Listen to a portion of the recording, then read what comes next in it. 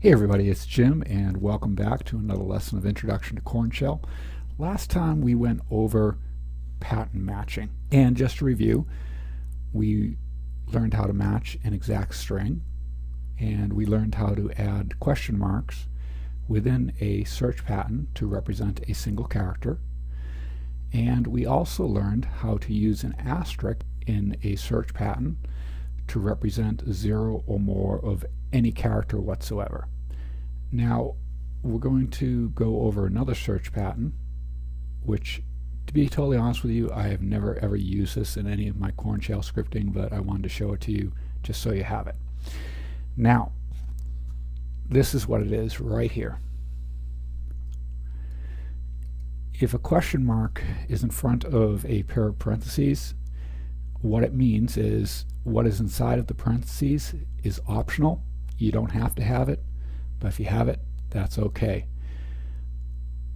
One thing that annoys me about this is when a when a question mark is by itself, it means one single character and that it has to be the single character there. This question mark parenthesis means optional. You can have it or you don't have to have it, and it's okay. So it would look something like this right here.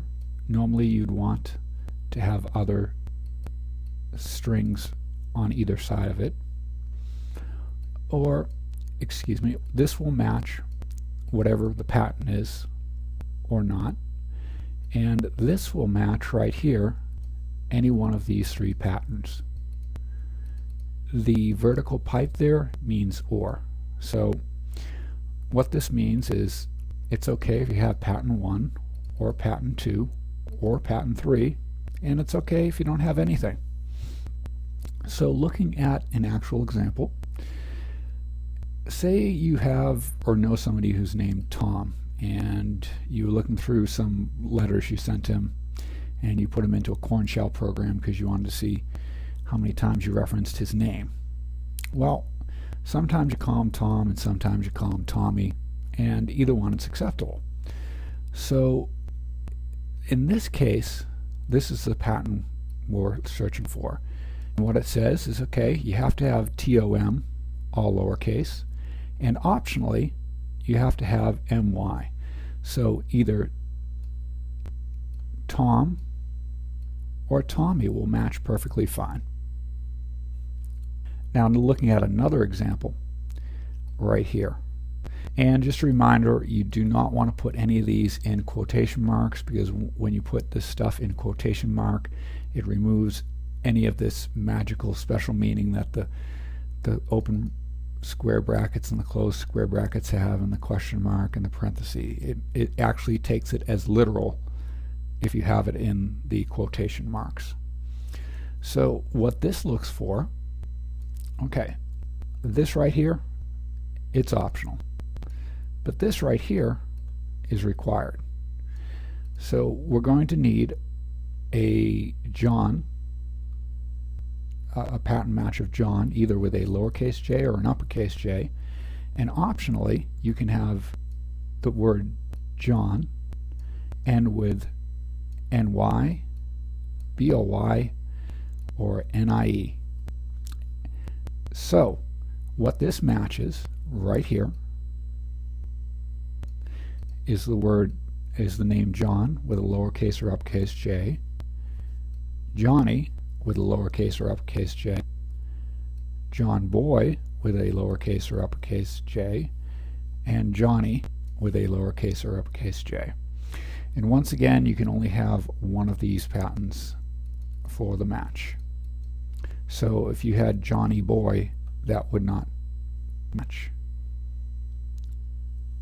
But what does match is John, Johnny, John Boy, or Johnny.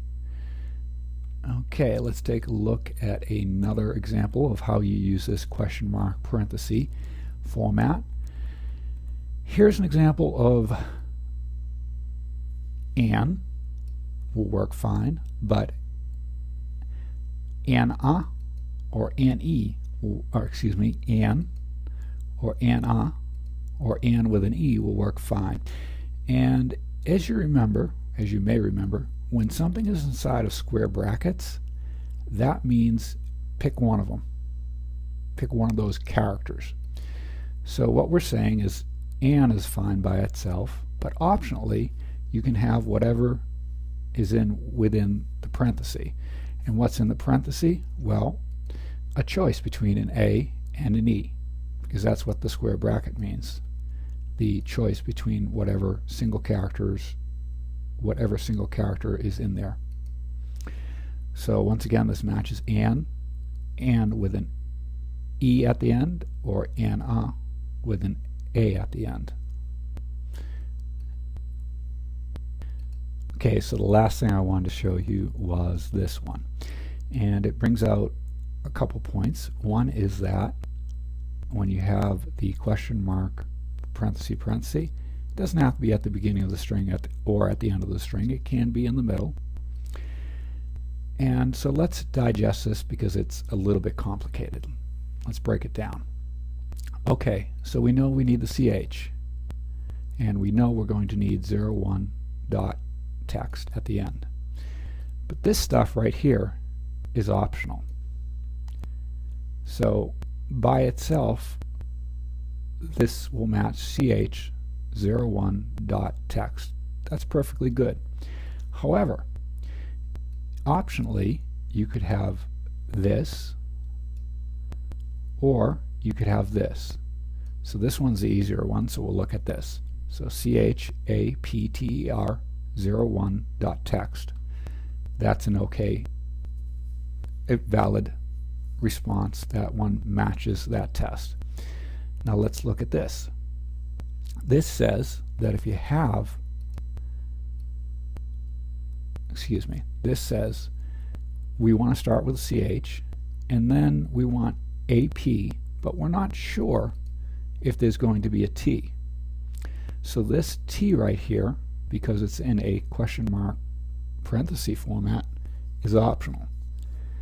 So what this matches right here, what that matches right there is CH AP with an optional T and then 01.txt. Like I said, I have never ever used the question mark parenthesis in any of my Korn shell scripts that I've used over the years, but I wanted to show it to you so you have it.